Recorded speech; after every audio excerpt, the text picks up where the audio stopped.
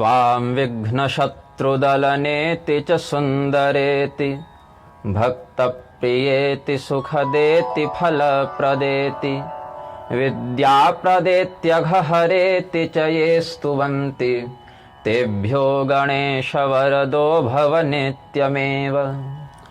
आशासुराशी भवदङ्गवल्ली भासैव दासीकृतदुग्धसिन्धुं मन्दस्मितैर्निन्दितशारदेन्दुं वन्दे रविन्दासनसुन्दरीं त्वाम्। श्रीराम राम रघुनन्दन राम राम श्रीराम राम भरताग्रज राम राम श्रीराम राम रणकर्कश राम राम श्रीराम राम शरणं भव राम राम।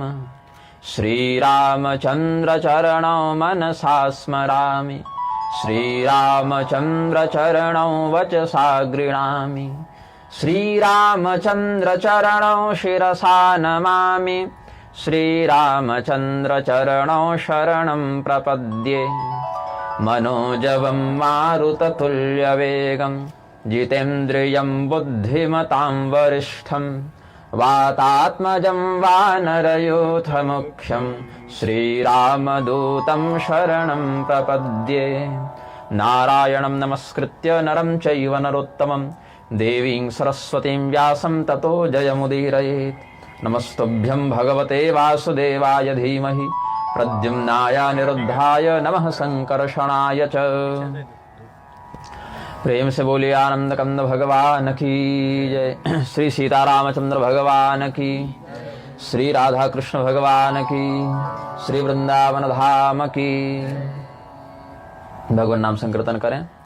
सीताराम सीताराम सीताराम सीताराम सीताराम सीताराम सीताराम सीताराम। राधे श्याम राधे श्याम राधे श्याम राधे श्याम राधे श्याम राधे श्याम राधे श्याम राधे श्याम। सीताराम सीताराम सीताराम सीताराम सीताराम सीताराम सीताराम सीताराम। राधे श्याम राधे श्याम राधे श्याम राधे श्याम राधे श्याम राधे श्याम राधे श्याम राधे श्याम। प्रेम से बोलिए आनंद कंद भगवान की। आज की जो कथा है उसको कहने से पहले हम एक अस्वीकरण चला रहे हैं।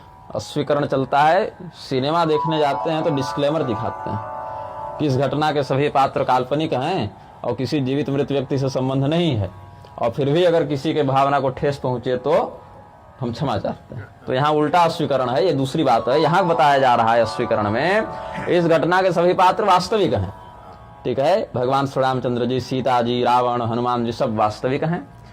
और इस कथा का उद्देश्य, इस कथा का जो प्रवर्तन किया है वाल्मीकि जी ने, इसका जो हेतु है उसमें श्री रामचंद्र जी की निंदा हेतु नहीं है, अपितु तो सीता जी के महात्म्य को बताना इसका उद्देश्य है। क्योंकि इसमें आगे जो मैं बताने जा रहा हूँ उसमें बहुत सी ऐसी बातें हैं जिसको पढ़ने से व्यामोहित चित्त वाले लोगों को लगता है कि अरे राम जी तो बड़े कमजोर थे, फिर उनका तो कोई पराक्रम नहीं था। यही बात है कि राम जी के इस लीला को दिखाने से पहले उनके विश्वरूप को बताया, राम गीता में उनके ब्रह्म भाव को बताया हनुमान जी के संवाद के माध्यम से कि राम जी हैं कौन।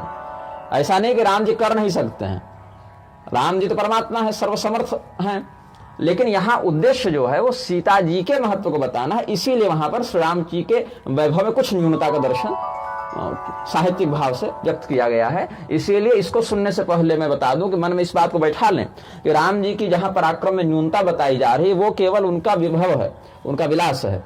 जैसे यशोदा जी ने भगवान कृष्ण को छड़ी से धमकाया और फिर उखल में बांध दिया तो भगवान कमजोर नहीं हो गए, वो एक वैभव है लीला का।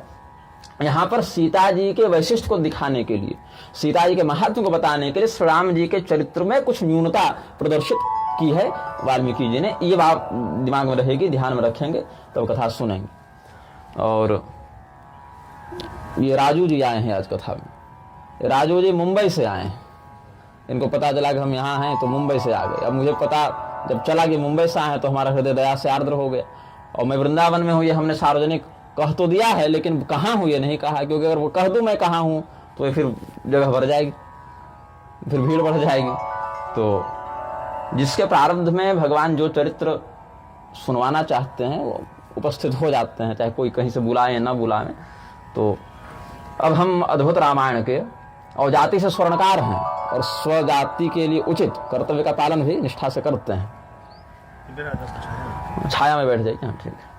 तो यहाँ पर भगवान वाल्मीकि जी ने भरद्वाज जी को जो कथा बताई है, ये अब हम 17वें सर्ग से बताना प्रारंभ करते हैं। प्राप्त राज्यस्य रामस्य राक्षसानां क्षये कृते आजगमुर्मुनयस्तत्र राघवं प्रतिनन्दितुं विश्वामित्रो यवक्रीतो रैभ्यश्च वन एव च कण्वश्च मुनिशार्दूलो ये पूर्वादिशमाश्रिताः। भगवान श्री रामचंद्र जी लंका पर विजय प्राप्त कर चुके हैं, अयोध्या वापस आ चुके हैं, उनका राज्याभिषेक हो चुका है। भगवान के राज्याभिषेक में सम्मिलित होने के लिए बड़े बड़े ऋषि महर्षि आए हैं, जिसमें विश्वामित्र हैं, यवक्रीत हैं, रैभ्य हैं, च्यवन हैं, कण्व हैं। ये 5 ऋषि पूर्व दिशा की ओर से आए। ऐसे भी विश्वामित्र जी का आश्रम बक्सर में बताते हैं, और बक्सर अयोध्या से पूर्व दिशा की ओर पड़ेगा, तो पूर्व दिशा की ओर से आए थे। तो ये सब पूर्व दिशा के रहने वाले ऋषि आए। इसके बाद स्वस्त्यात्रेयश्च नमुचो रिमुचोगस्त्य एव च आजगमुर्मुनयस्तत्र ये श्रुता दक्षिणां दिशम। स्वस्ति, आत्रेय, नमुच, अरिमुच और अगस्त्य, ये 5 ऋषि दक्षिण दिशा से आए। तो अगस्त मुनि विंध्य का उल्लंघन करके दक्षिण की ओर गए हैं। यह भी शास्त्रीय उपाख्यान महाभारत इत्यादि में आपको मिल जाएगा। तो ये सब 5 ऋषि और इनके शिष्य प्रशिष्य, ये तो कुछ उदाहरण बता दिए।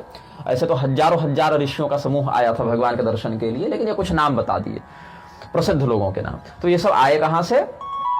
दक्षिण दिशा से। फिर उपगुह का मठो धूम्रो रौद्रासो मुनिपुंगव आजगमुर्मुनयस्तत्र ये प्रतीचिम समाश्रिता।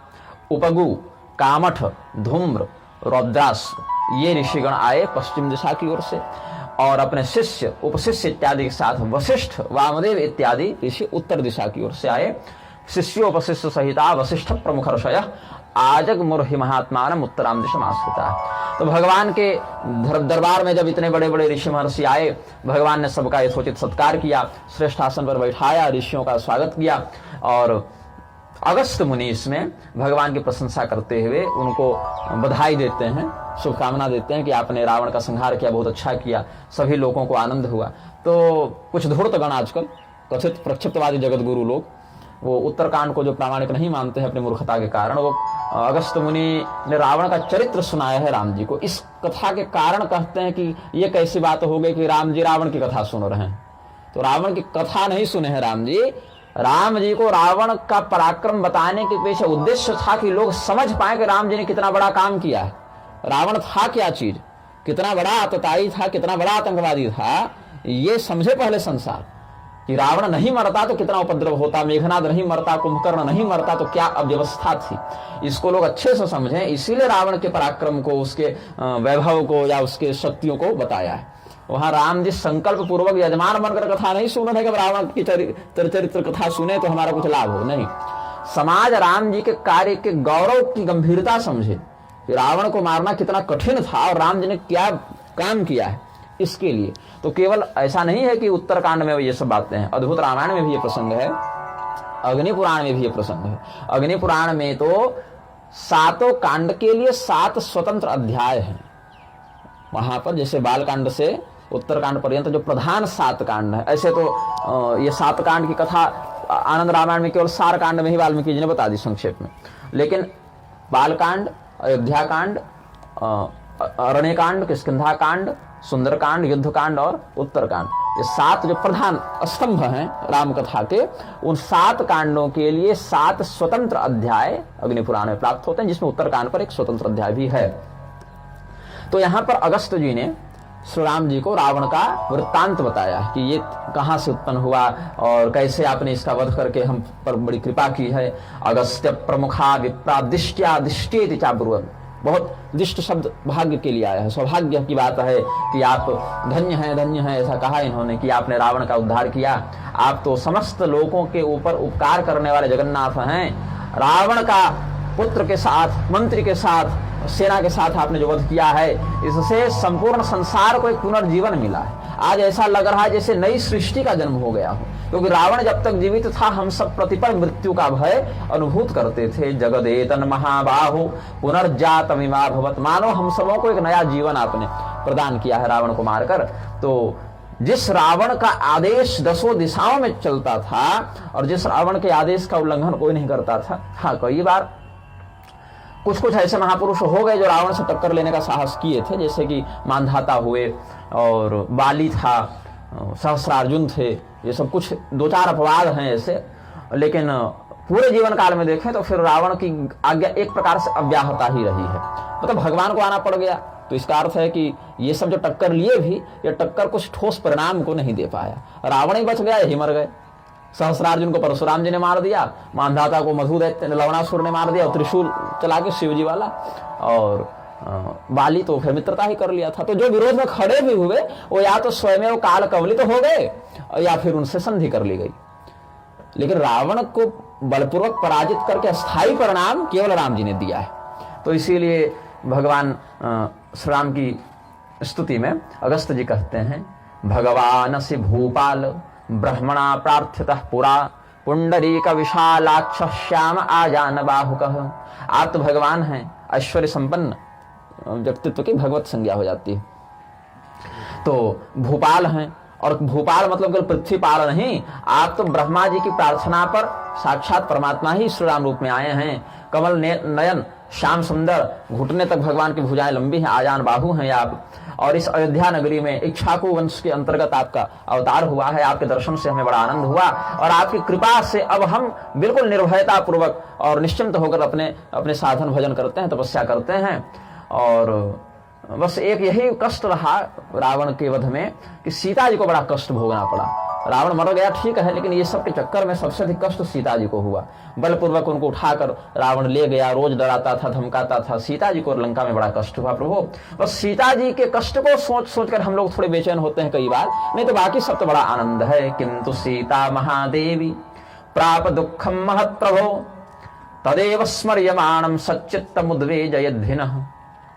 तो बारंबार सीता जी को ऐसा दिखाने लगे ऋषि महर्षि जैसे कितना दीनहीन हो सीता जी, और कोई शक्ति नहीं है, और कितना बेचारी पर अत्याचार हुआ है, ऐसा प्रदर्शित किया ऋषियों ने। तो सीता जी हंसने लग गई, क्योंकि सीता जी तो मूल प्रकृति है। भगवान जो शक्तिमान है, तो शक्तिमान बिना शक्ति का थोड़ी होता है। शक्ति युक्त तत्व ही तो शक्तिमान होगा ना। भगवान शक्तिमान है और भगवती उनकी शक्ति है।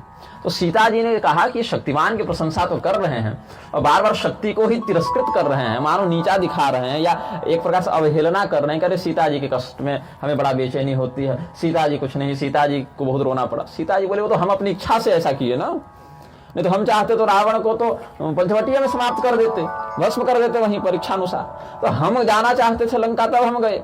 और रावण ने क्या वरदान मांगा था अद्भुत रामायण के अनुसार कि जब हम अपनी पुत्री पर ही काम मोहित हो जावे तो हम मरे।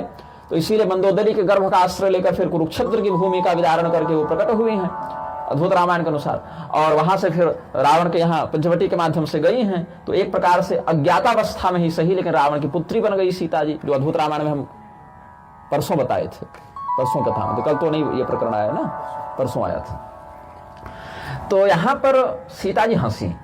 हंसना उचित नहीं था ऋषियों की सभा में, क्योंकि साध्वी स्त्री का ऐसे हंसना अशोभनीय मानते हैं। लेकिन सीता जी हंस पड़ी और वो नियंत्रित नहीं कर सकी अपनी हंसी, क्योंकि वो देख रही हैं कि ऋषि महर्षि मतलब एक प्रकार से अबला की दृष्टि से हमें देख रहे हैं, जबकि समस्त शक्तियां तो मेरे ही माध्यम से अभिव्यक्त होती हैं।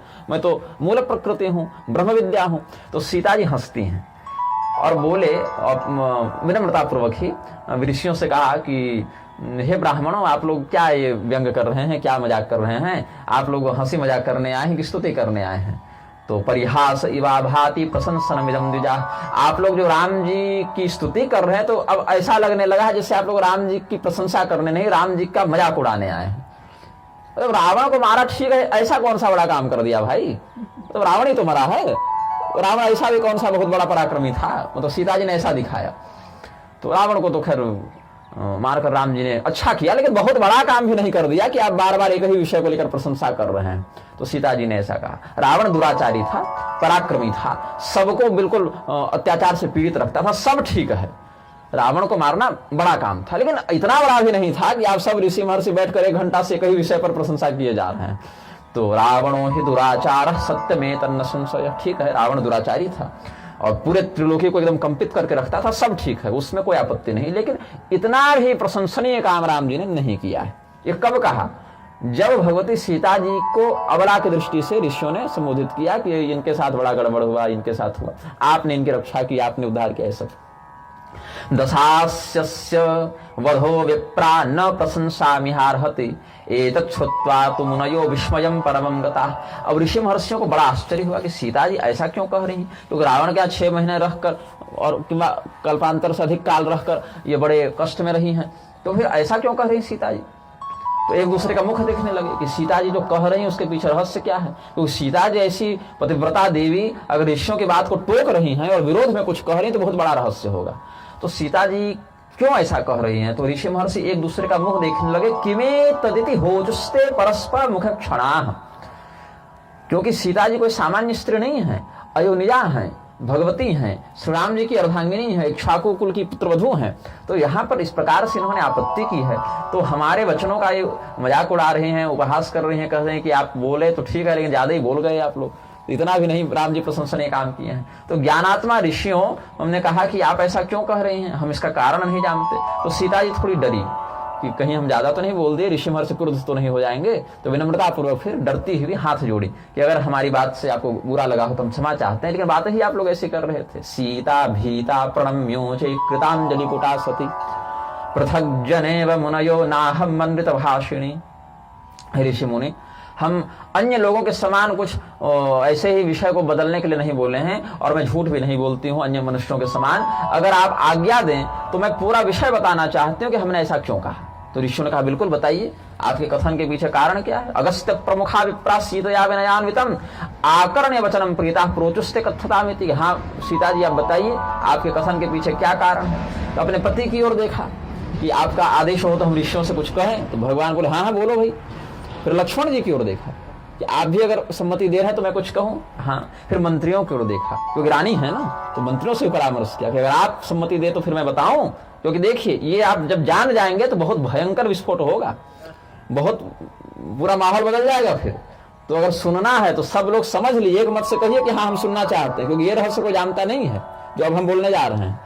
तो पतिम मुनीन देवराश्च, पतिम मुनीन देवराश्च, पति श्री रामचंद्र जी, मुनि जो अगस्त वशिष्ठ आदि महर्षि हो गए, देवरान लक्ष्मण भरत शत्रुघ्न, और मंत्रिण श्रेणी मुख्यकान गणमान्य लोगों को कह के उनसे सम्मति लेकर विनय पूर्वक सीता जी ने विनयेनाभ्यनुज्ञाप्य पूर्व वृत्तांतम आदरात्, बोले ये बात तब की है जब हमारा विवाह नहीं हुआ था। सीता जी का विवाह कब हुआ? 16 वर्षांत मैथिली में। जब सीता जी का विवाह हुआ है उनकी अवस्था 6 वर्ष की थी। सीता जी 12 वर्ष तक अयोध्या में रही, 18 की हो गई, 6 में विवाह हुआ, 12 वर्ष अयोध्या में, 18 की हो गई, और 18वें वर्ष में उनका वनवास हुआ। तो वनवास 14 साल रहे, 18 और 14 32, और जब 32 वर्ष में वापस आई, अयोध्या की महारानी बनी, तो 33वें वर्ष में फिर सीता जी गर्भवती हुई हैं। तो ये भूसुंडी रामायण में 33वां वर्ष उनके गर्भकाल का गर्भधारण का वर्ष बताया गया है। तो बिल्कुल सटीक बैठ के गणना। स्कंद पुराण के अनुसार 6 वर्ष में विवाह हुआ, और वाल्मीकि रामायण के अनुसार 18 वर्ष में वनवास हुआ, और भूसुंडी रामायण के अनुसार 33वें वर्ष में गर्भधारण किया। तो बिल्कुल सटीक बैठ गई बात। तो कहे कि ये घटना हमारी विवाह से पहले की है, मतलब 6 वर्ष से पहले की है। तो कहाँ थे हम? तो मायके में थे, अपने पिता के यहाँ थे। पूर्वम विवाहान मुनयो यदा स पितृमंदिरे तदैको तिथि रूपेण ब्राह्मण स्तमुपागत। तो हमारे महल में कोई बड़े तेजस्वी ब्राह्मण देवता आए और हमारे पिताजी ने उनका सत्कार किया। तो उन्होंने कहा कि महाराज आपसे एक सेवा चाहिए। तो कहे कि महाराज आदेश कीजिए कि क्या सेवा करें आपकी। तो पंडित जी ने कहा कि हम चातुर्मास आपके यहाँ करना चाहते हैं, तो आप उसका प्रबंध कर दीजिए। तो राजा जनक ने सारा प्रबंध कर दिया कि चौमास आप हमारे यहाँ कीजिए। तो जनक जी को कहा कि देखो मैं सामान्य ब्राह्मण नहीं हूँ, ऐसे तो बहुत से ब्राह्मण तुम्हारे यहाँ चौमासा करते हैं और उनकी एक सामूहिक व्यवस्था तुमने कर रखी है, लेकिन हमको तुम्हारी निजी सेवा चाहिए।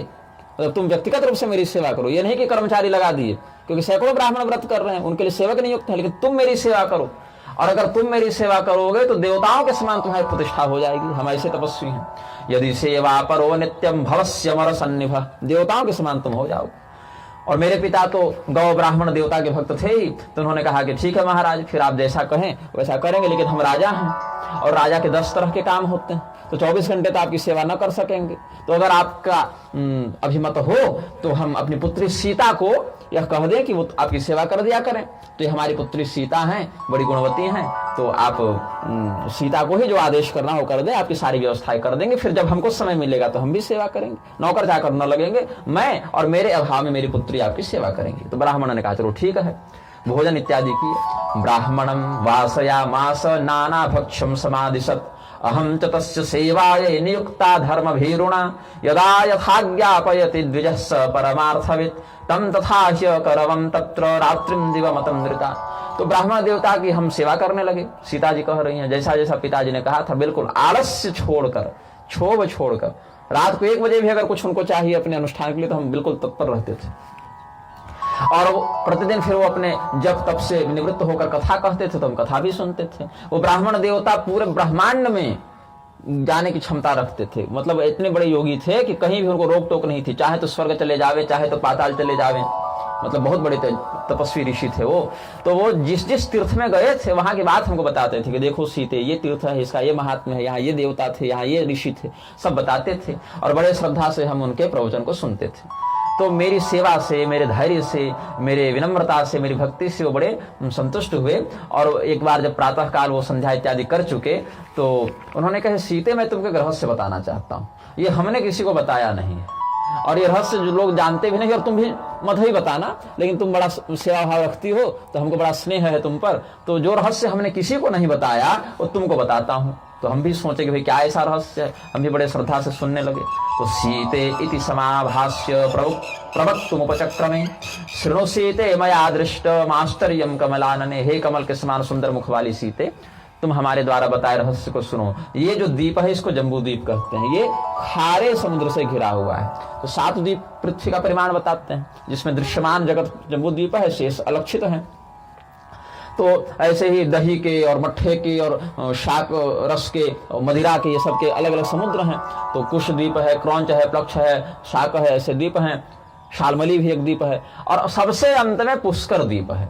पहला द्वीप जम्बू द्वीप, फिर इससे दुगना समुद्र। अच्छा, इसके बाद कौन सा द्वीप है इसमें मतभेद है, कहीं कुश, क्रौंच, शालमली, शाक और पुष्कर है, ये ऐसे क्रम है। और कहीं कहीं किसी किसी पुराण में हमको मिला है कि जम्बू द्वीप के ठीक बाद शाक द्वीप का वर्णन आ गया, ये भी हमको एक वैशिष्ट मिला है। क्योंकि हम शाक द्वीपीय ही हैं इसलिए हमको ये याद है। तो पहला द्वीप जम्बू द्वीप है और अंतिम द्वीप पुष्कर द्वीप है, लेकिन बीच में द्वीपों का क्या परिमाण है इसमें कुछ कुछ वैचित्र है। तो अंतिम द्वीप जो है वो पुष्कर द्वीप है और पुष्कर द्वीप के चारों ओर इस ग्रंथ के अनुसार शुद्ध मीठे पानी का समुद्र है। तो यहाँ पर, और ये सब जम्बू द्वीप के अपेक्षा सहस्र गुणित बड़े हैं, जान लीजिए। इसका दुगना वो, फिर जैसे जम्बू द्वीप का दुगना समुद्र, उसके बाद जो द्वीप है वो समुद्र का दुगना, फिर जो समुद्र है वो द्वीप का दुगना। तो 2 दुना 4 दुना 8 दुना 16 दुना 32 दुना 64 करते जाएंगे तो कई गुणित हो जाएगा वो। तो ऐसे करके पुष्कर द्वीप सबसे बड़ा है।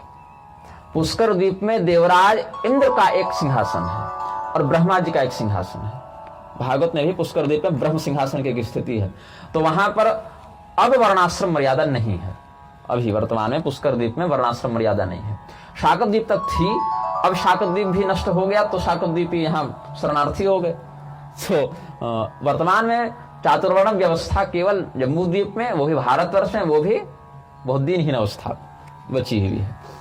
तो शोधन होगा समयानुसार, जब युगांत काल आएगा तो जितना जिस पीढ़ी में जिसका सामर्थ्य है उसको करना चाहिए। अपनी पीढ़ी में हम कर रहे हैं, हमारे पूर्वज अपनी पीढ़ी में किए और हमारे वंशजों को अपनी पीढ़ी में करना चाहिए।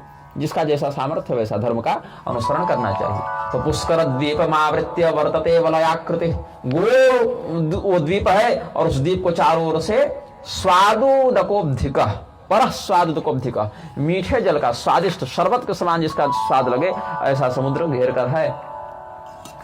और वहां पर ब्रह्मा जी का आसन है, इंद्र का भी है लेकिन ब्रह्मा जी का आसन है एक विशेष।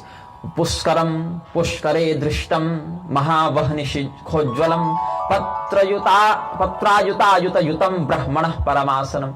ब्रह्मा जी जो नाभि कमल पर बैठते हैं ना, वही नाभि कमल का एक प्रारूप पुष्कर द्वीप में है। पुष्कर नाम ही उसका है। कमल को पुष्कर कहा जाता है, कमल से युक्त होने के कारण पुष्करणी कहा जाता है सरोवर को। तो पुष्कर कमल को कहते हैं, कई स्थानों पर ऐसा भाव व्यक्त हुआ है। तो वहां पर ब्रह्मा जी का वो जो कमल है उसमें 10,000 पंखुड़ियां हैं। इतना बड़ा वो कमल है, उसी पर ब्रह्मा जी बैठते हैं। और मर्यादा पर्वत जो हैं, मर्यादा पर्वत मतलब जो सीमा पर्वत हुए, जो विभाजन करेंगे बाउंड्री माउंटेन्स, तो वो 10,000 योजन का उनका परिमाण है।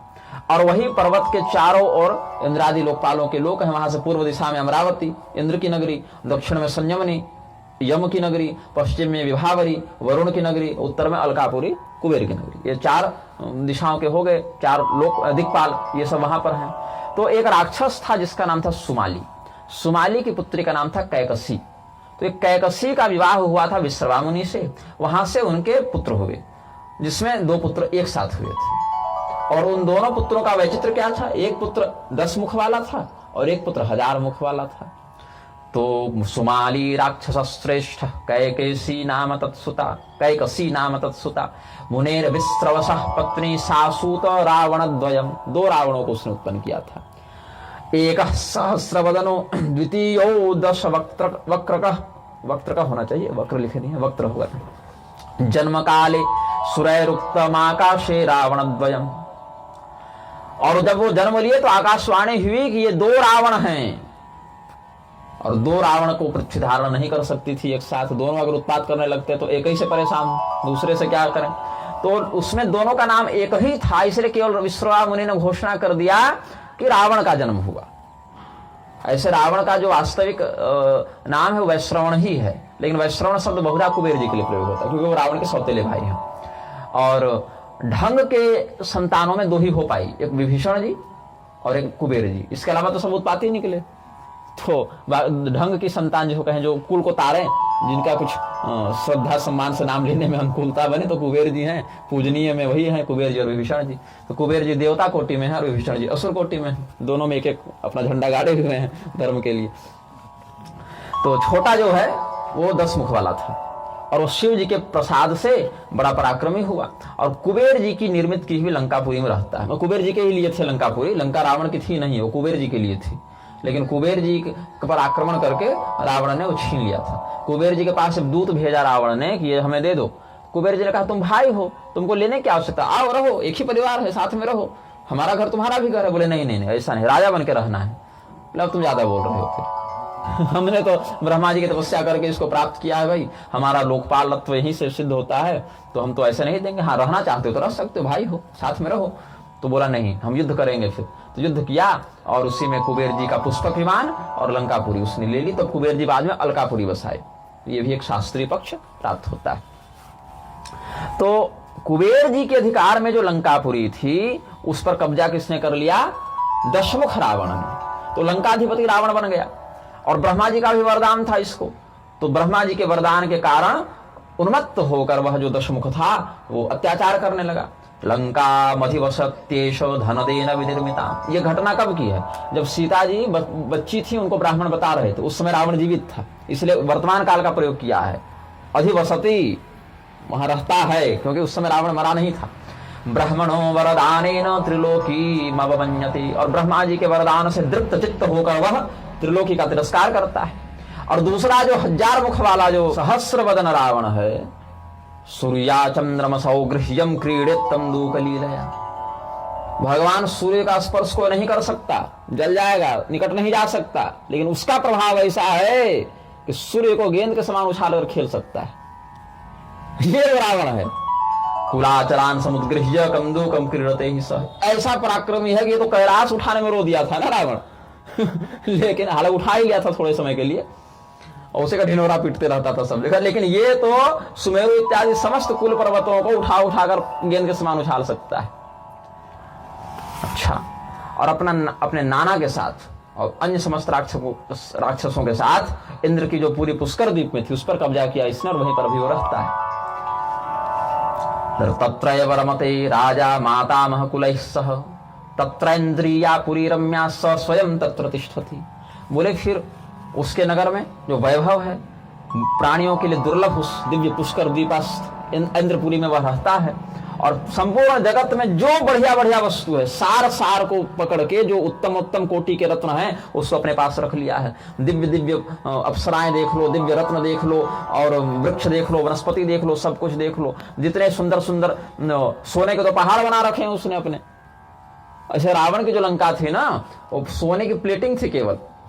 हाँ, वो मढ़वाया हुआ था, तो सोने का काम करते हैं। तो सोना तो जलता नहीं, वो पिघलता है।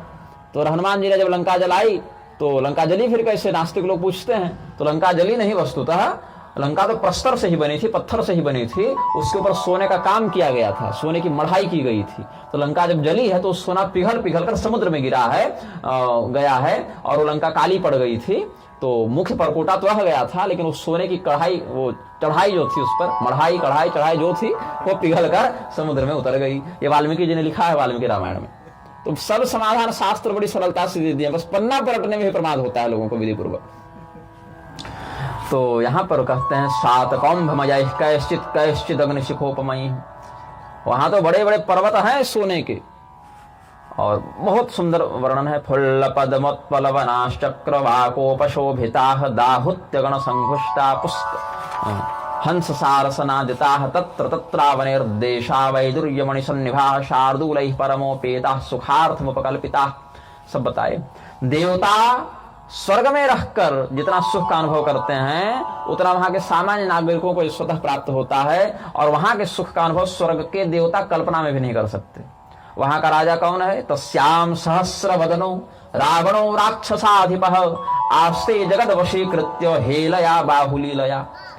और जितने बड़े बड़े देवता हैं वो सब उसके सामने डरते हैं, कोई उसकी चर्चा भी कोई नहीं करना चाहता। एक फिल्म श्रृंखला आई थी ना, हैरी पॉटर, देखे हैं क्या? उसमें एक खलनायक था, वोल्डेमॉर्ट कहते थे, the one who can't be named. उसका क्या प्रसिद्धि थी, उसका नाम कोई नहीं लेता था, क्योंकि नाम लेने वाले को मार देता था। तो उसका जब नाम लेना हो तो कहते नहीं थे कि वो खलनायक आ रहा, कहते थे वह व्यक्ति जिसका नाम हम नहीं ले सकते। ऐसे उसका परिचय देता था। तो बहुत बचपन में जब हम 8वीं 9वीं पढ़ते थे तो हमारे जो प्रिंसिपल साहब थे उन्होंने किसी विषय को पढ़ाने के लिए हैरी पॉटर की चर्चा की थी, तब हमने वो फिल्म श्रृंखला देखी थी। वो 14-15 साल पहले प्राध्यापक महोदय कुछ पढ़ा रहे थे, तो किसी प्रसंग में उन्होंने कुछ वर्णन किया था, तो हमने कहा कि ये तो बढ़िया कहानी लग रही है भाई, ऐसा कौन सा खलनायक था? ये वही खलनायक है। ये जो है इसका लोग नाम नहीं लेना चाहते, इसलिए कोई जानता नहीं था, क्योंकि नाम लेना भी इसके लिए मतलब इससे बैर मोल लेना था। अरे तुम मेरे नाम मुझसे मुझको पुकारोगे, मेरा नाम लोगे, तो कोई इसका नाम भी नहीं लेना चाहता था डर के मारे। और जितने भी बड़े बड़े देवता हैं सबको पकड़ता था, जैसे कोई बच्चे को उठा उठा पटके वैसे पटकता था, रैगिंग करता था देवताओं की। और सुमेरों को ऐसा कहता था जैसे सरसों है, ऐसा है पराक्रमी। और द्वीपों को लगता है मिट्टी का ढेला है, तो ऐसा है पराक्रमी। जब सबों को त्रास देने लगा तो पुलस्त जी और विश्रवा जी आए, मैंने बाप दादा आए उसके, और हे पुत्र हे तात हे वत्स कह के उसको शांत किया। तो अपने पूर्वजों की बात को मानकर वो शांत भी हो गया। मतलब ये थोड़ा सभ्य राक्षस था, पराक्रमी था तो थोड़ा मानता था, कहा सुना ये मान लेता था कि हाँ ठीक है पिताजी, आप कहते हैं कि भैया तुम इतने पराक्रमी हो, तो पराक्रम तो उसके सामने दिखाओगे ना जो तुमसे टक्कर ले सके। अब तुम्हारे टक्कर का कोई है ही नहीं, तो काहे कुछल कूद मचाते हो? तो इसीलिए शांत बैठो। तो अपने पिता के पितामह के वचनों को समझते हुए कहा ठीक है, फिर हम उत्पात नहीं करेंगे। बाकी उत्पात करने के लिए छोटा भाई था ही, वही पर्याप्त उत्पात किए हुआ था, तो इसीलिए फिर उसने उत्पात करना छोड़ दिया। अब उत्पात भी नहीं करता, लेकिन पराक्रमी तो है। अगर कोई उसका नाम ले तो फिर उसको पीटेगा, तो उसकी चर्चा भी नहीं होती। तदा पितामहोभ्यत्य पुलस्त्यो विस्रवास्तथा न्यवारयन् यत्नस्ततम तातवत्सेति भाषकः। यत्नतस्तम होगा, यत्नस्ततम कर दिए हैं, यहाँ पर गलत लिखे हैं। न्यवारयन् यत्नतस्तम, यहाँ पहले शकार लिख दिया ना, तातवत्सेति भाषकः। एवं स रावणो देवी सहस्रवदनो महान् पुष्करद्वीपमासाद्य वर्तते जनकात्मजे। तो उसका छोटा भाई ही रावण के नाम से प्रसिद्ध हुआ। और बड़े भाई के विषय में तो लोग जानते नहीं, लेकिन ये रहस्य हम बता दिए तुमको। नाम नहीं लेना हो उसका कहीं पर, लेकिन तुम इतना हमसे सेवा भाव रखती हो और स्नेह करती हो, सम्मान करती हो, हम भी तुमसे बड़ा प्रेम करते हैं सीते, तो ये रहस्य हमने तुमको बता दिया। तो सीता जी को ब्राह्मण ने बहुत बचपन में बताया था, और सीता जी ने भी कहीं चर्चा नहीं की थी।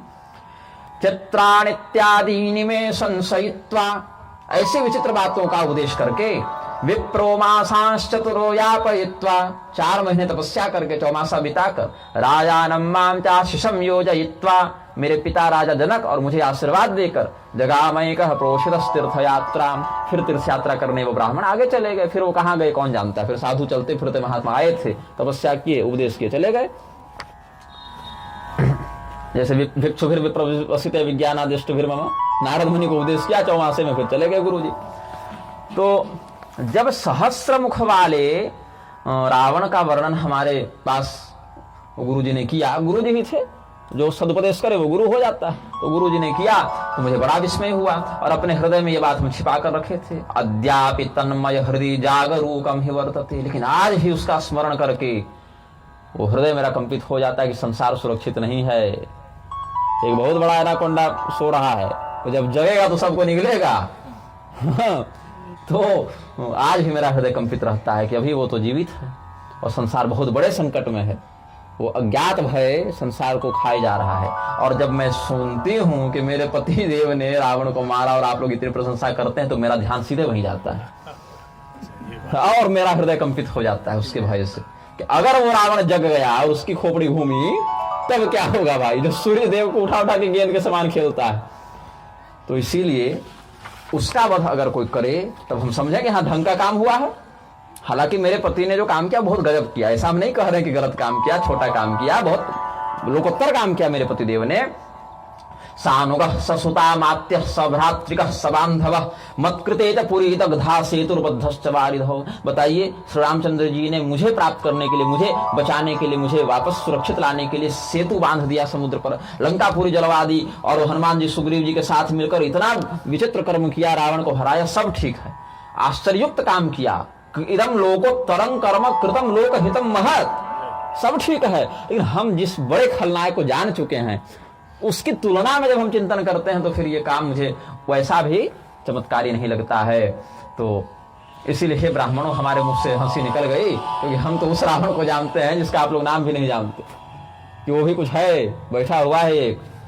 तो सब ऋषि महर्षि आश्चर्यचकित हुए, धन्य धन्य कहने लगे। और राम जी को भी बड़ा आश्चर्य हो, अच्छा 2 रावण थे? बोले हाँ हाँ। और ये बड़ा कमजोर वाला को हम मारे हैं? बोले बिल्कुल, और नहीं तो क्या, 1% था ये, इसके 10 मुंह, उसके 1000 मुंह। तो अच्छा, तब तो उसको ही मारना पड़ेगा, तभी तो संसार निष्कंटक होगा ना, इतना बड़ा भार है पृथ्वी पर, उसको मारना पड़ेगा। भगवान बोले कि ठीक है, फिर उस पर भी योजना बनाई जाए। धावा बोलते हैं उस पर, तो तुमको पता है कहाँ रहता है? सीता जी ने कहा गए तो नहीं है हम, बस ब्राह्मण देवता ने कहा था पुष्कर द्वीप में रहता है, तो पुष्करी द्वीप चलना पड़ेगा। अरे सुनो, तो तुम भी साथ में चलो, क्योंकि तुम जब अपनी आंखों से उस राक्षस के सामने मेरा पराक्रम देखोगी कि कैसे हम उस सहस्रमुख का वध करते हैं, तब तुमको पता चलेगा कि वास्तव में मैं वो पराक्रम भी दिखा सकता हूं। कोई टकराने तो आवे, तब तो अब जो टकराने आवा 10 मुख वाला उसको हमने मारा, अब 1000 मुख वाला टकराएगा तो उसको भी मारेंगे। तो हे ऋषियों, आप हमारे लिए स्वस्ति वादन करें, आदेश दीजिए कि यहाँ दिग्विजय किया जाए, तो फिर हम चलें। अयोध्या की भी सेना ले जाएंगे और किष्किंधा की भी ले जाएंगे। उधर विभीषण जी तो अपने ही पार्टी के हो गए हैं, अब तो कोई दिक्कत की बात नहीं है। जो प्रकार की सेना लगेगी, दैवी सेना किम पुरुषों वाली और मानवीय सेना अयोध्या वाली और आसुरी सेना लंका वाली, सब भिड़ा देंगे।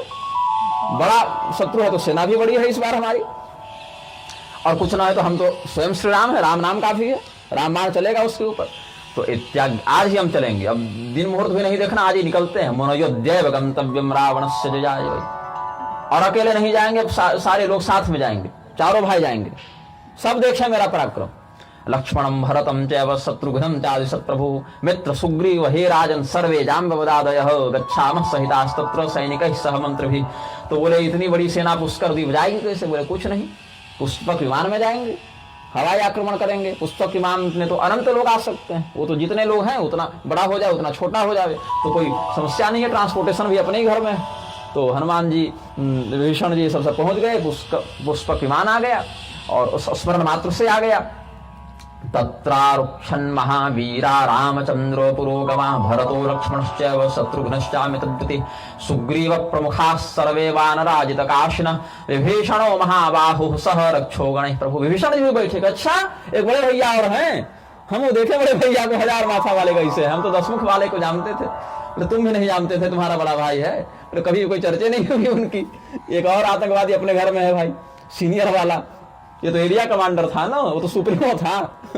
तो विभीषण जी भी अपनी आसुरी सेना के साथ बैठे और घर में किसी को कहा नहीं। विभीषण जी ने पिताजी को नहीं पूछा कि पिताजी आपने और भी किसी संतान को जन्म दिया था क्या, क्योंकि पिताजी तो जानते ही थे। और पिताजी बोले कि ठीक है जी, कोई नहीं जानता, कोई जानेगा तो छेड़ेगा, और छेड़ेगा तो वो चिढ़ेगा, और जब वो चिढ़ जावे तो फिर उसको नियंत्रित कौन करेगा, तो शांत है तो शांत रहने दो उसको। तो माता पिता ने भी ये कहीं कहा नहीं था, कैकसी और विश्रा चुप ही थे इस पुत्र के बारे में। माता मात्रा पित्राप्य कथना दजानन बोधितो नया।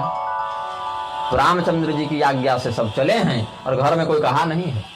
अब भगवान के घर में तो लोग जान ही रहे थे, अब भरत जी शत्रुघ्न जी सब जा रहे हैं तो घर वाले तो जान रहे हैं, लेकिन विभीषण जी ने अपने घर में नहीं कहा कि माता पिता से वेरिफिकेशन कर लें, जरा जांच कर लें कि ये सही बात है कि दूसरी बात है, क्योंकि माता पिता अगर छिपाए हैं तो वो चाहते हैं कि ये गोपनीय विषय बना रहे। तो भयंकर सिंहनाद हुआ, भगवान की जो राम सेना चली है, श्री राम जी की सेना, तो जब वो चली तो पृथ्वी कांपी, एक बार फिर भयंकर युद्ध होगा, तारे टूटने लगे और पृथ्वी में जो गर्मी बढ़ी, ग्लोबल वार्मिंग, तो वाष्पीकृत हो गया नदियों का जल, नदी सूखने लगी, सागर में सुनामी आ गई। और जब भगवान की सेना वो चली है, हजारों लाखों करोड़ों, जब राक्षस मनुष्य वानर सब चले हैं, तो लगा कि मानो एक दूसरा प्रलय उपस्थित होने वाला है।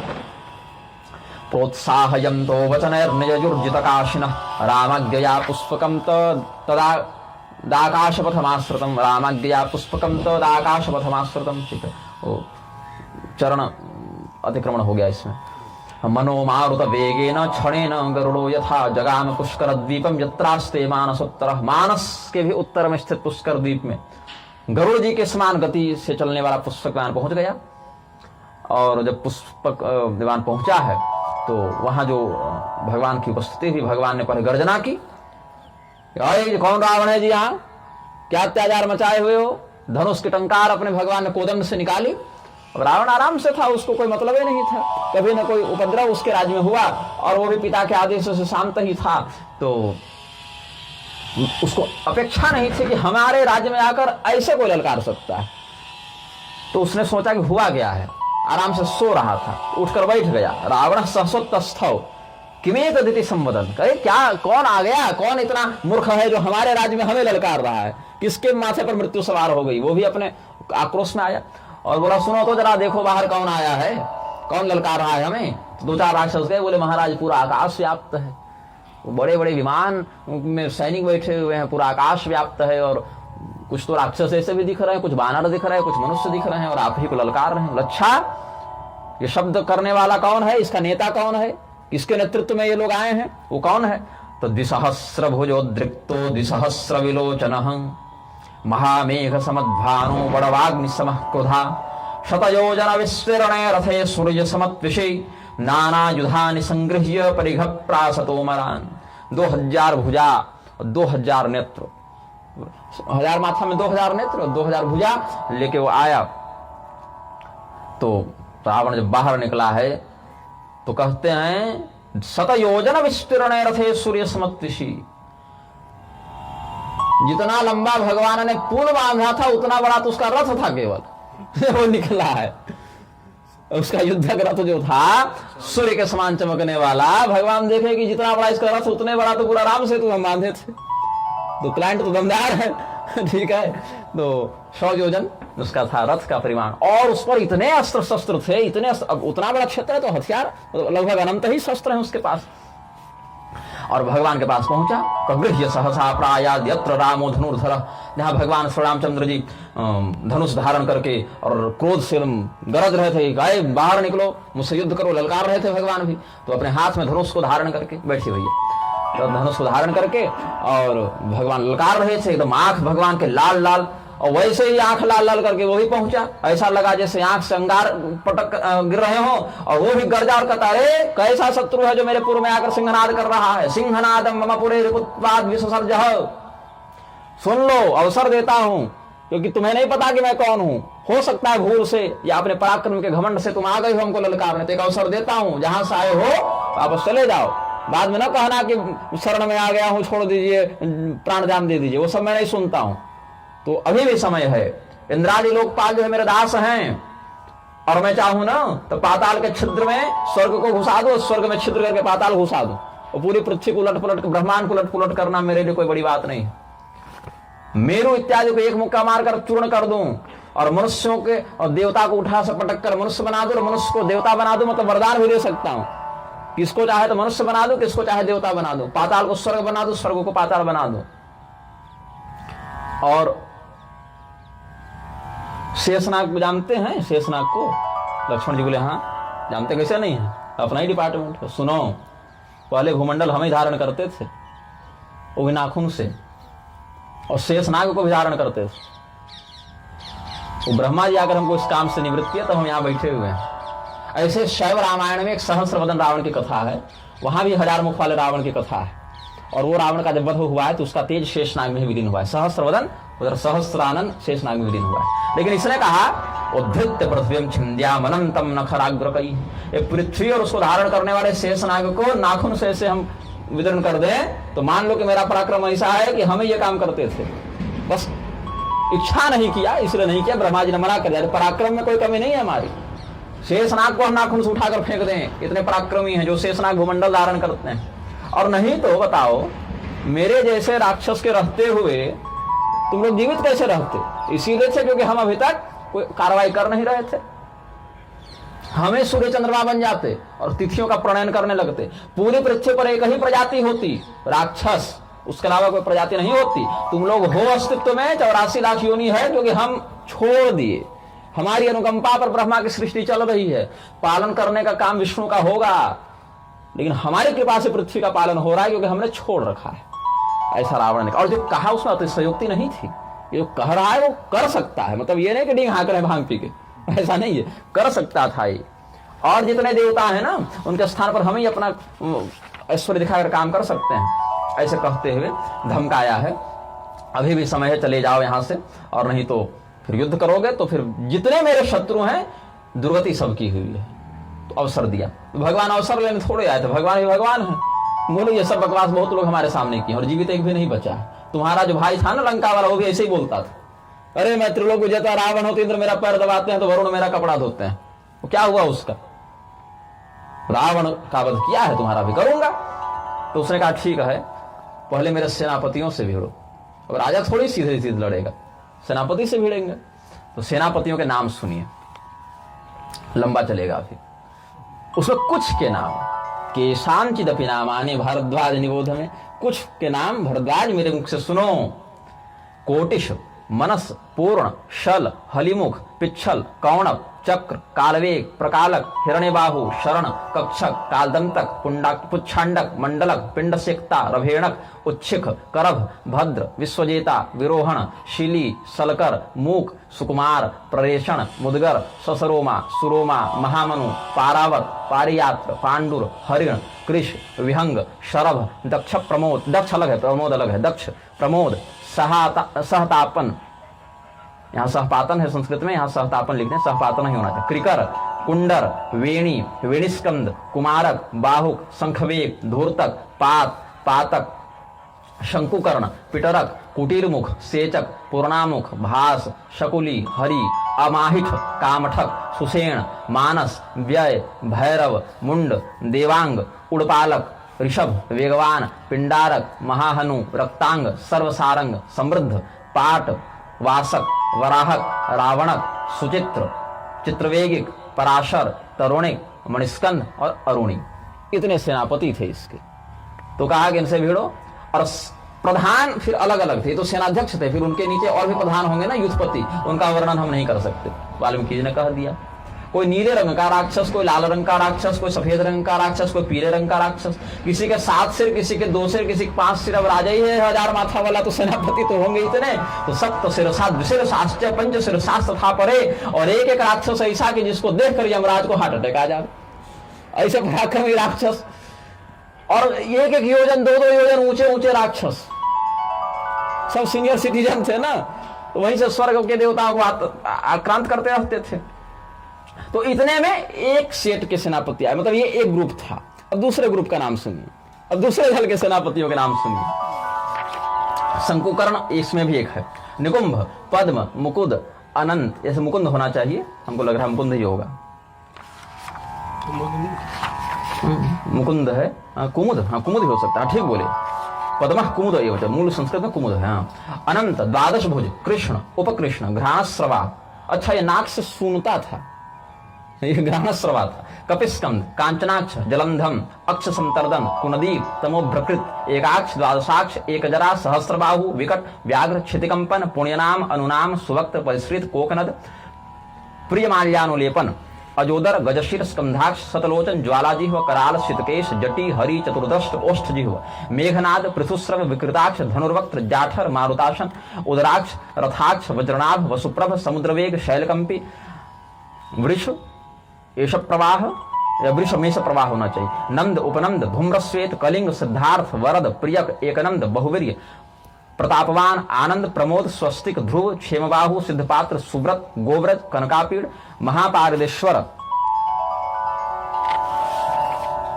गायन दमन बाण वीर्यवान खड़ग वेताली गतिताली कथक वातिक हंसज पंख दिग्धांग समुद्र उन्मादन रणोत्कट प्रहास वेत सिद्ध और नंदक।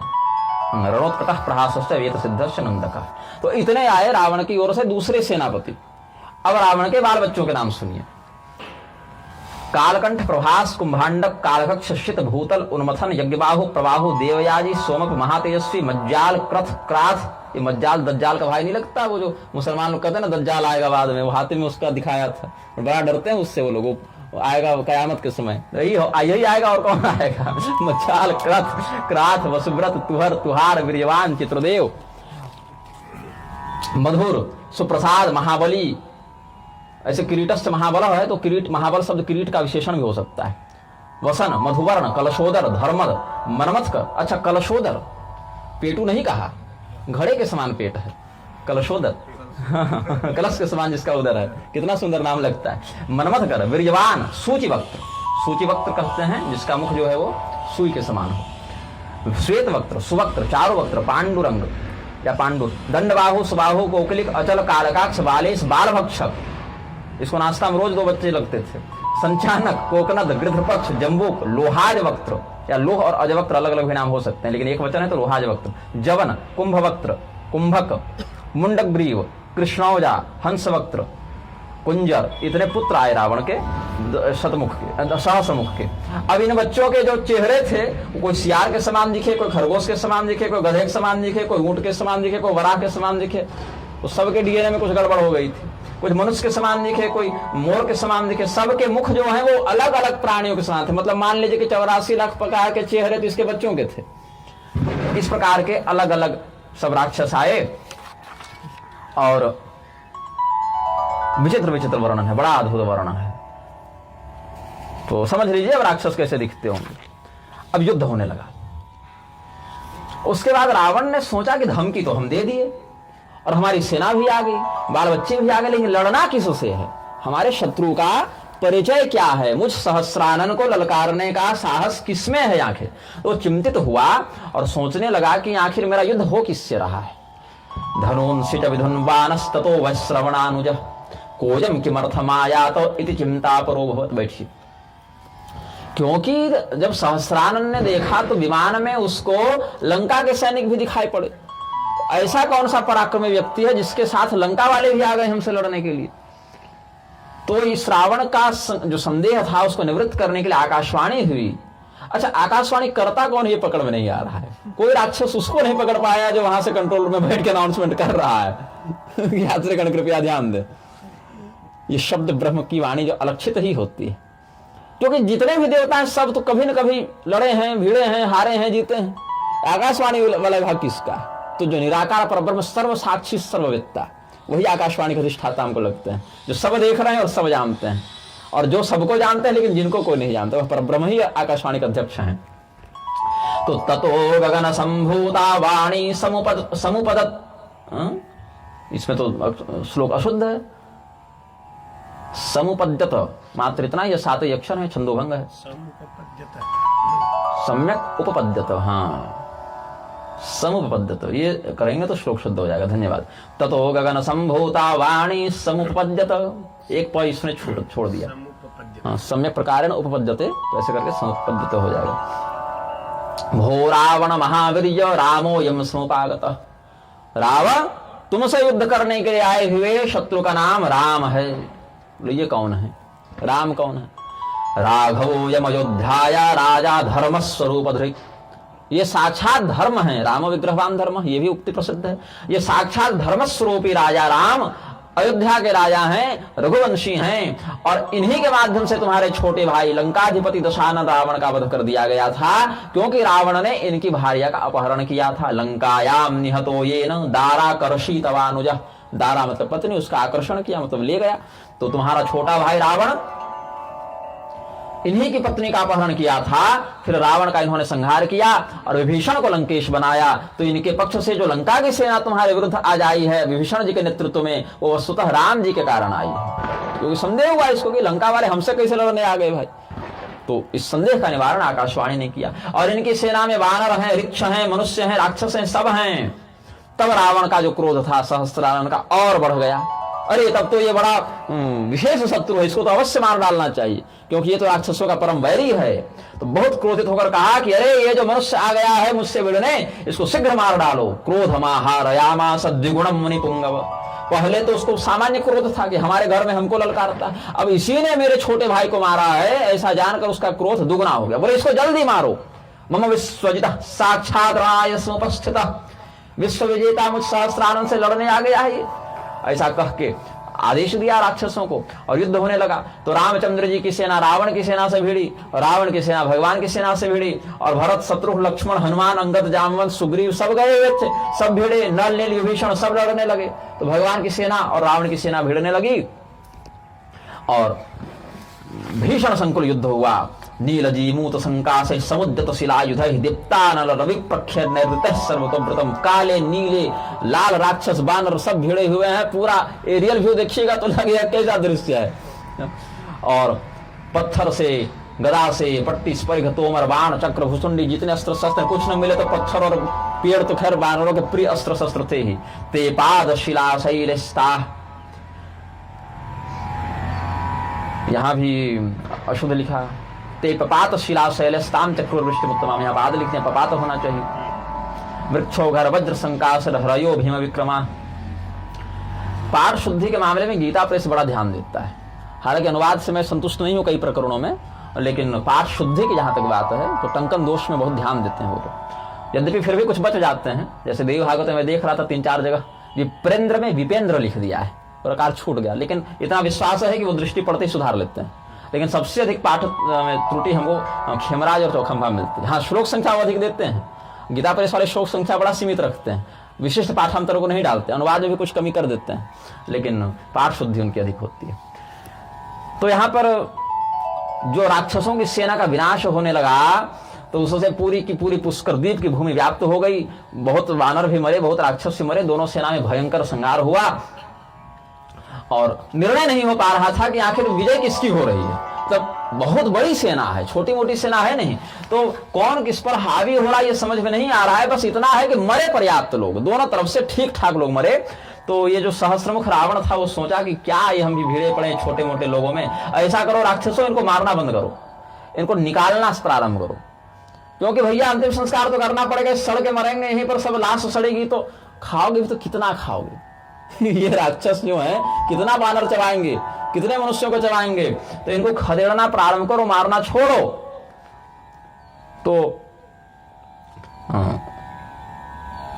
जब रावण आदेश देता है मनसा चिंतयामास सहस्रकम धर स्वराट एते क्षुद्राः समायाताः प्राणास्तक्त्वा धनानि। अब देखिए लिखा है प्राणा रस्तक्त्वा धनानि, जब र कहां से अशुद्ध है ना, प्राणास्तक्त्वा धनानि।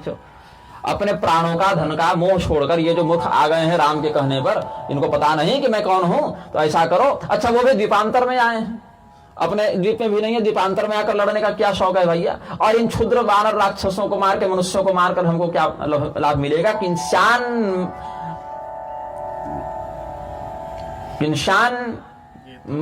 में होगा, यहाँ पर में छूट रहा है, किंशान में महता है क्षुद्र नर वानर राक्षस वानर है, किंशान में छूट रहा है यहाँ पर लिखने में इनके लिए। अब देखिए ऐसा करता हूं, इनको मारता नहीं हूं, इनको इनके देश पहुंचा देता हूं वापस।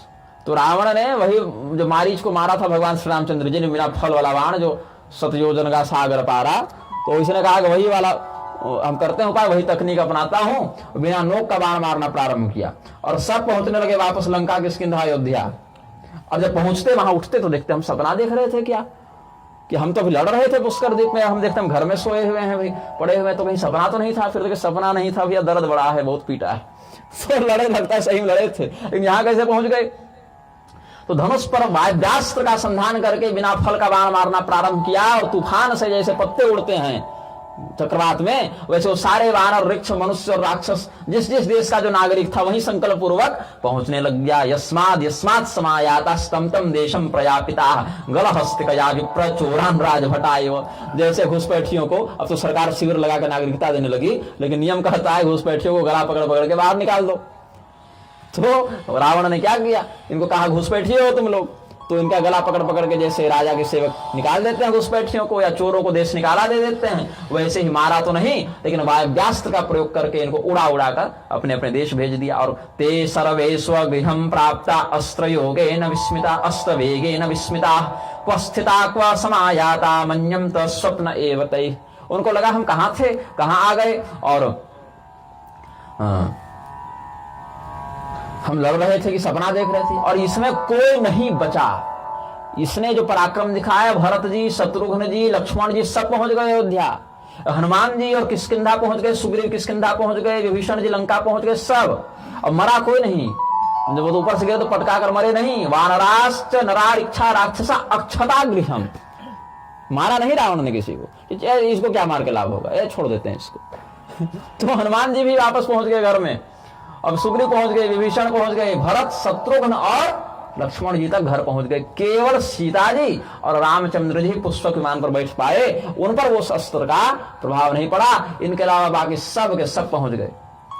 अब ऋषि महर्षि चिंता में पड़ गए, फिर ये तो बड़ा गजब है। सीता जी सच में कह रही थी कि 10 मुख को मारकर क्या किया आपने, अरे मारिए तो सहस्र मुख को मारिए, वो तो बहुत बड़ा बैठा हुआ है भी आतंकवादी। महर्षयोपि तत्रासन किमे तदिति विस्मिताः सापि सीता महाभागा तत्रास्ति स्म शुचिस्मिता। अब बैठे वहीं पर दो हैं, एक सीता जी, एक राम जी। राम जी हैं चिंता में और सीता जी हैं मौज में, मुस्कुरा रही हैं। जब समझ में आया किसके बारे में बात कर रहे थे, तो सीता जी मुस्कुरा रही हैं, उनको चिंता नहीं है मन में। गंधर्व नगराकारं दृष्ट्वा राम बलं महत् स्वस्ति वादिनः सौम्य शांतिम जयपुर्महर्षय। और इसी महर्षियों ने ये विचित्र लीला देखी तो माला निकालकर स्वस्ति पाठ करने लगे, जप करने लगे, रक्षोघ्न मंत्र पढ़ने लगे। ये कुछ भगवान का तपोबल हमारे माध्यम से बढ़े तो इस राक्षस का वध हो। और फिर सब पहुंचने लगे, ये सब जो वापस घर आए वो भी तो चिंता में पड़ गए ना कि भाई वो दोनों अकेले वहां हैं, तो ये सब भी अपने अपने विमान पर बैठकर दिव्य शक्ति से उड़ उड़कर आकाश चरण करके सब पहुंचने लगे वापस लड़ने के लिए। फिर पहुंचो पुष्कर द्वीप, क्या हो गया पता नहीं इतनी देरी में। देवा अग्निमुखा विप्र किम कृतम रावणे नहीं, कि ये रावण ने क्या कर दिया, सीने ही वापस भेज दिया कि जाओ जाओ जाओ जाओ। तो रावण का पराक्रम अतिशयोक्ति अर्थवाद में नहीं, वस्तुतः बताते हैं वाल्मीकि जी कि भगवान विष्णु एक बार गरुड़ पर बैठकर इस रावण को मारने आए थे। तो रावण लड़ने के मूड में नहीं था, तो इसने अपने बाएं हाथ से बस ऐसे किया और गरुड़ समेत भगवान समुद्र पार चले गए। ऐसा इसका पराक्रम था। इसीलिए हमने इस कथा को कहने से पहले डिस्क्लेमर दे दिया था। इस कथा का तात्पर्य भगवान राम के पराक्रम की हीनता को बताना नहीं, भगवती सीता के महात्म्य को बताना है कि भगवती सीता ने जो सहस्रारण का वध किया इसमें क्या महिमा है, ये बताना है। तो गरुड़स्थो यदा विष्णु रावणम हंतुमागत लीलया रावणाम्भोधो क्षिप्तो विष्णु सनातन। और वो भी इसने कैसे किया, तो बाएं हाथ से केवल कर दिया, साट्टहास हंसते हुए, साट्टहासम विनद्योच्चै रक्षसा वाम पाणिना। तब तक जैसे जहां तक सिंह की शार्दूल की गंध जाती है वहां तक सियार नहीं जाते। वे राक्षस रावण ये जो सहस्राणी सी गंध जहां तक जाती थी उससे दूरे रखते थे देवता लोग। इसी गंध भी अगर आने लगे तो देवता वहां से भाग जाते थे। गंध आ रही तो वो भी आ जाएगा, वो आ जाएगा तो दिक्कत है। जैसे सिंह की गंध से अन्य उससे अवर कोटि के पशु भाग जाते हैं, वैसे इस रावण की गंध से जो देखिए भगवान विष्णु बाएं हाथ से ऐसे प्रक्षिप्त हो गए। प्रक्षिप्त शब्द यहाँ सही लगेगा फेंक दिए गए। साट्टहासं विनद्योच्चै रक्षसा वाम पाणिना ततः प्रभृति देवाश्च गंधर्वा किन्नरा नराः गंधमस्य अनुगृह्णं ते शार्दूलस्यैव जम्बुकाः सोयम विष्णुर्दशरथा जातो देवः सनातनः। वही भगवान विष्णु तो श्री रामचंद्र जी के रूप में आए हैं तो भैया अगर राज राम जी सहस्रानन को जीत लिए तो मानो की बहुत बड़ी अच्छी किस्मत थी कि हो गया, नहीं तो भूलो। अब सोच लो कि हम हार गए हैं, तो अस्माकं भागधेयेन रामो जयतु रावणम, ये वाले रावण को वही भगवान विष्णु तो राम बनकर आए हैं, तो अगर ये जीत ले तो जानो कि आज हमारा दिन बहुत बढ़िया था, आज हमारे ग्रह बड़े अच्छे थे, आज हमारी किस्मत हमारे साथ थी। तो भगवान का तिरस्कार करता हुआ मानो रावण अट्टहास करने लगा कि देख लिया तुमने कि मुझसे टकराने का क्या परिणाम होता है, अभी भी अवसर है, तुम वापस चले जाओ जहां से आए हो, अन्यथा फिर प्राण बचाने का भी मैं मौका नहीं दूंगा। तो भगवान को ललकारा, भगवान को क्षुद्र मानकर, अवर मानकर, दुर्बल मानकर, नररुद्ध च सहस्रास्याः क्षुद्रम मत्वा सराघवम विशिस्म्ये च रामोऽपि तद्दृष्ट्वा कर्म दुष्करम। भगवान बोले हाँ, अभी तक युद्ध से पहले तुमने जितनी प्रशंसा की थी अपने पराक्रम की वो गलत तो नहीं था। हनुमान जी को उड़ा उड़ा के भेज दे रहे हो तुम, तो तुम जो कहे कर तो सकते हो, लेकिन मैं भी राम हूं। राम दुर्नाभिभाषते, हमने कहा कि मारूंगा तो मारूंगा। तो कहा ठीक है। भगवान जो है वो क्रोधित हुए, और जब भगवान ने क्रोधित होकर काल के समान रूप धारण किया है तो श्रावण ने अपने नेत्र बंद कर लिए। भगवान बोले अपना भी चैनल बदलेगा ना, अभी तक सौम्य रूप से हम बैठे, तब हम बताते हैं मैं कौन हूं। तो भगवान ने कालाग्नि यम के समान बिल्कुल जब अपना विशाल रूप, विराट रूप दिखाया है रावण को, और भयंकर जब उस पर उपसंहारक दृष्टि डाली है, तो उसके हाथ कांप गए कि इसको कैसे मारे। फिर वो रावण कांप गया। सराघव पद्म पलाशलोचन, अभी तक तो भगवान के नेत्र कमल के समान सुंदर थे, अब भगवान को उसने तिरस्कृत किया तो क्रोधित हुए, और भगवान जब क्रोधित हुए तब उनका जो विकराल रूप था वो रावण देख न सका, उसने आंख बंद कर ली। सराघव पद्म पलाशलोचन दज्ज्वालकोपेन द्विसज्जयेषणः रामं प्रहर्तुं न ससाक मेदिनी च कंपिरे वारिधयो ग्रहाद अपि। समुद्र और ग्रह और पृथ्वी कांपने लगे, और भगवान पर प्रहार करने का साहस उसका नहीं हो पाया। अब फिर उसने धैर्य धारण किया, पराक्रमी तो था, तो एक बार तो कांप के करे, ये तो बड़ा सुंदर कोमल दिखता था, ये भी पराक्रमी है, बड़ा तगड़ा लगता है, टक्कर का है, आया है। तो वो भी फिर थोड़ा डरा, स्तंभित हुआ, फिर वो भी अपने तेज का स्मरण करके कि मैं भी तो पराक्रमी हूं, अपने अमरश को धारण करके भगवान से युद्ध करने लगा। तो भगवान ने पहले राक्षसों का वध करना प्रारंभ किया, अकेले पूरे राक्षसों की सेना का वध करना प्रारंभ किया। कब भगवान धनुष पर बाण चढ़ा रहे हैं, कब तर्कस से खींच रहे हैं, कब रख रहे हैं, कब निशाना लगा रहे हैं, कब मार रहे हैं, ये पता नहीं चल रहा है। बस ताबड़तोड़ जो है ऑटोमेटिक प्रणाली में राक्षसों के मस्तक कट रहे हैं। फायरिंग रेट क्या था भगवान का, सोचिए कि इतने इतने लाखों करोड़ राक्षस, और जिनका नाम बताए सेनापति, ये सब बिल्कुल टुकड़े टुकड़े, ये नहीं केवल माथा काटे, खंडशः खंडशः एक एक राक्षस से 100 टुकड़े कर दिए भगवान ने, जब अपनी पर आए क्रोध से, अरे मुझे ललकार रहा है, तभी से बैठा हूं तो शांत बैठा हूं तो कमजोर समझता है। तो तिलशः खंडयन्ति स्म, तिल तिल करके काटने लगी।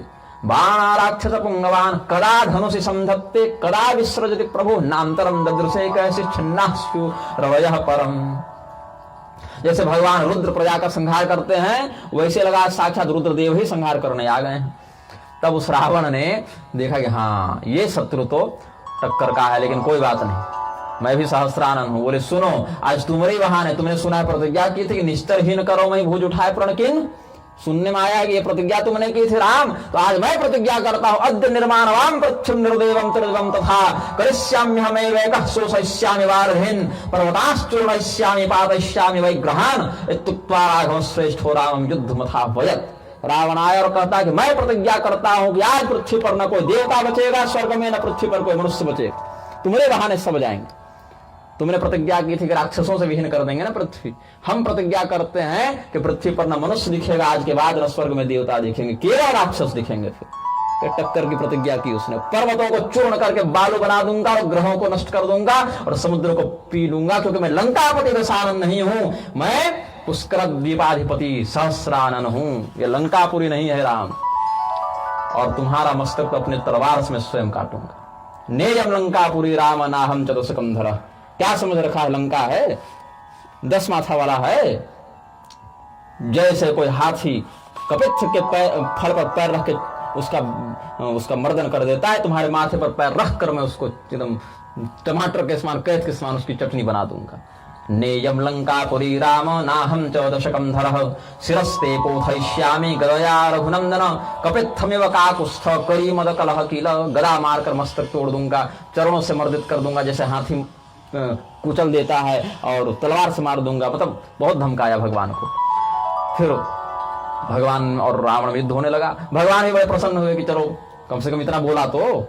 इसका भाई जो था वो तो बड़ा सस्ते में मारा गया, इससे लड़के युद्ध में मजा आएगा, क्योंकि भाई इसको मारूंगा तब तो कीर्ति ढंग से होगी। अब पूरे संसार में आपकी कीर्ति की बखान आपकी पत्नी ही महत्व ना दे तो बुरा लगता है थोड़ा सा। तो राम जी बोले, ये सब लोग कहते हैं कि रावण को मार के आपने बड़ा बढ़िया किया, और सीता जी कहती हैं इतना भी बढ़िया नहीं किया। अपनी पत्नी की नजर में हमारा पराक्रम अगर पराक्रम नहीं है, फिर किसी की और नजर में क्या सम्मान रहा भाई। भगवान ही बोले कि चलो ठीक है, यही बहाने इसको मारूंगा तो संसार का भी उद्धार हो, पृथ्वी का भार कम हो, हमारा भी यश बढ़े, उभय लाभ हो। तो दिव्यास्त्रों से दोनों लड़ने लगे। भगवान भी परमास्त्रवेत्ता और रावण ही बड़ा दुर्दांत, तो रामचंद्र जी के ऊपर इसने पन्नगास्त्र का प्रयोग किया, तो भगवान के ऊपर मुख से अग्नि का वमन करते हुए आग उगलते हुए सर्प गिरने लगे। ड्रैगन ने बरसा दिया भगवान पर। आग उगलते हुए सर्प जब गिरने लगे तो भगवान ने गरुड़ास्त्र का प्रयोग किया, तो वैसे वैसे गरुड़ जी ऊपर से हजारों हजार आ गए सर्प खाने के लिए। तो सुवर्ण रूपा रामस्य विशिखा काम रूपेण अस्त्र प्रतिहते क्रुद्धो रावण राक्षसाधिप, तो उसका पन्नगास्त्र भगवान ने गरुड़ास्त्र से नष्ट कर दिया। बहुत से दिव्यास्त्रों के मंत्र हमने दिव्यास्त्र वर्षिणी में लिखे हैं, और उसका संक्षेप विधान भी लिखा है, ताकि मंत्र बीज सुरक्षित रहे। उसकी सिद्धि हमको है ना आपको होने से रही, लेकिन ज्ञान बीज सुरक्षित रहे, इसके लिए हमने उन मंत्रों को लिख दिया है। तो राम बाणानभ्यहनत घोड़ा भी सरवृष्टि भी, फिर भगवान के ऊपर और भी दिव्य दिव्य अस्त्रों का उसने प्रयोग किया है, जैसे पर्वतास्त्र का प्रयोग किया, फिर वायव्यास्त्र से उसका निषेध किया, और पर्जन्यास्त्र से पर्वतों का वितरण किया। ऐसे उल्टे पुल्टे करके सब अपना जिसका जो प्रतिकार है, वायव्यास्त्र को पर्वतास्त्र से रोका, फिर भगवान ने पर्वतास्त्र को पर्जन्यास्त्र से वज्रपात करके रोका। ऐसे करके जिसका जो प्रतिघात अस्त्र है, जिस अस्त्र का जो निवारण करता है, आग्नेयास्त्र के लिए फिर वारुणास्त्र का प्रयोग किया जाता है, आग बरसाएगा तो हम पानी बरसाएंगे। ऐसे अलग अलग अस्त्रों का प्रयोग करके भगवान जब उसका मान मर्दन करने लगे, उसके कोई अस्त्र को अपने सामने टिकने नहीं देते, तो अंत में फिर जो रावण को मारने के लिए बाण चलाया था भगवान, लंकापति रावण का वध करने के लिए अगस्त्य जी ने जो बाण दिया था ना, दिव्य बाण भगवान को, तो वही बाण भगवान ने अपने धनुष पर चढ़ाया। लंकायाम रावण वधे यम प्रायुक्त शरम प्रभु, क्योंकि रावण भी भगवान के अस्त्रों को काट रहा था, एक दूसरे को काट रहे थे, तो कोई जीत नहीं रहा था। भगवान ने सोचा कि अब वही वाला दिव्य बाण निकालते हैं जिससे इसके भाई को मारा था, इसी से इसको भी निपटाएंगे। तो भगवान ने लंकापति रावण को जिस बाण से मारा था उसी को एकदम चक्राग्नि दीप्त बाण को निकाला, और ब्रह्म बाण कहलाता है वो, ब्रह्मदत्त बाण। तो क्योंकि अगस्त्य जी ने दिया था। यमस्मै प्रथमं प्रागात अगस्त्यो भगवान ऋषि ब्रह्मदत्तम महाबाणम यमाह युधि तदवधे। इस ब्रह्म बाण का निर्माण ब्रह्मा जी ने किया था, इसलिए इसको ब्रह्मबाण कहते थे। और इंद्रादि समस्त देवताओं के समस्त दिव्यास्त्र इसमें एक ही साथ प्रतिष्ठित थे, इस एक बाण में ही समस्त दिव्यास्त्र एक साथ प्रतिष्ठित थे। तो ब्रह्मणा निर्मितम पूर्णम इंद्राद्यमित तेजसा दत्तम सुरपते पूर्वम त्रैलोक्य जय कांक्षण, और त्रिलोकी के राजा देवराजेंद्र को ये दिया हुआ था। और इसमें अलग अलग देवताओं के अस्त्र थे। बाण के पीछे पंख लगाते हैं उसकी गति सुधारने के लिए, भटके नहीं मार। उसमें वायु देवता बैठे थे, उसके फल में अग्नि और सूर्य थे, उसके शरीर में आकाश थे, उसमें उसका जो भार था वो मेरु पर्वत के समान था। हिट करेगा तो उतना भार से टकराएगा ना, उतना फोर्स लगेगा तब तो मरेगा वो। और उसकी एक एक गांठ में लोकपाल थे, कुबेर, वरुण, यमराज, पाशविक सब बैठे थे। मतलब जितने देवता और उनके जितने अस्त्र सब एक साथ भगवान ने लॉन्च कर दिया उस रावण पर, एक ही साथ मारूंगा। हजारों हजार परिघ और पर्वत और चक्र, वज्र, त्रिशूल, भुसुंडी, पास सब कह के उसका अभिमंत्रण करके भगवान ने बढ़िया आचमन किया। और वेद में जिस प्रकार से उसको संचारित करने की विधि थी, वेद प्रोक्तेन विधिना कुंडली कृत्य कार्मुकम, और भगवान ने इतने जोर से अपने प्रत्यंचा खींची कि धनुष हो गया गोल। तो ऐसे खींचा कि पूरे धनुष से गोल दिखने लगा, मतलब पूरी शक्ति से भगवान ने उस बाण को चलाया। और जब बाण को खींचा और छोड़ा है, उतनी शक्तियों से युक्त वो बाण जैसे ही निकला, वायु से घर्षण हुआ तो जल उठा। जैसे उल्का पिंड जब पृथ्वी में टकराते हैं तो टकराने से पहले वायुमंडल में प्रवेश करते हैं, तो वायु से जब टकराते हैं तो उल्का जल जाती है, एस्ट्रॉइड जलने लग जाते हैं, तो पृथ्वी पर आते आते लगभग भस्म होने की स्थिति उनकी हो जाती है। तो जब भगवान ने जब बाण चलाया है तो वो भी जल गया। ससाजको धनुर्मुक्तो हंतुम रामेण रावणम धूम पूर्वम प्रज्ज्वाल प्राप्य वायु पथम महान, और जलता हुआ जो मिसाइल छोड़े भगवान क्या ये रावण भी क्या करा बात, क्या रावण हंसा। इतने देर से जो माहौल बनाए भगवान के बाण के पक्ष में, उसका परिणाम क्या हुआ? ऐसे कहा रावण ने और उस बाण को बाएं हाथ से पकड़ा और जंगा में पटक के तोड़ दिया।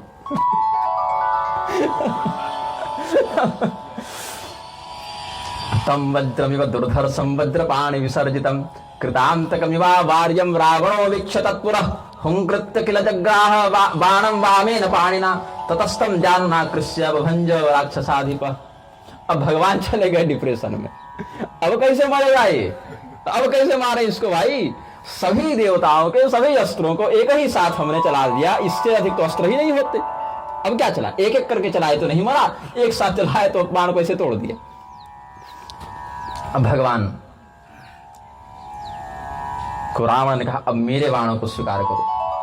सहस्रकंधरः क्रुद्धः स्फुरं प्रगृह्य सायकं व्याधराघवं वक्ष सर्व प्राणेन राक्षसः वक्षो निर्भिद्य स सरो रामस्य सुमहात्मनः भित्वा महिं च सहसा पातालतलमाविशत्। और रावण ने कहा देखो तुम्हारा पराक्रम तो हमने देख लिया, अब हमारा भी देखो। द्वंद्व युद्ध चल रहा है ना, द्वंद्व युद्ध में बारी बारी से लड़ते हैं। हाँ चलो तुम्हारी बारी, चलो हमारी बारी, the ball is in your court. तो टेनिस के समान मार देते एक दूसरे को। फिर रावण ने अपना बाण निकाला और भगवान के वक्षस्थल पर प्रहार किया तो भगवान का पहले कवच टूटा, फिर भगवान की छाती विदीर्ण हुई, फिर भगवान के पीठ की ओर से बाण निकला और सीधे पाताल में जाकर धंस गया और भगवान मूर्छित हुए और पुष्पक विमान पर ही गिर गए। भित्वा महिं च सहसा पातालतलमाविशत् ततो रामो महाबाहुः पपात पुष्पकोपरि निस्संज्ञो निश्चलश्चासीद् हा हा भूतानि चक्रिरे।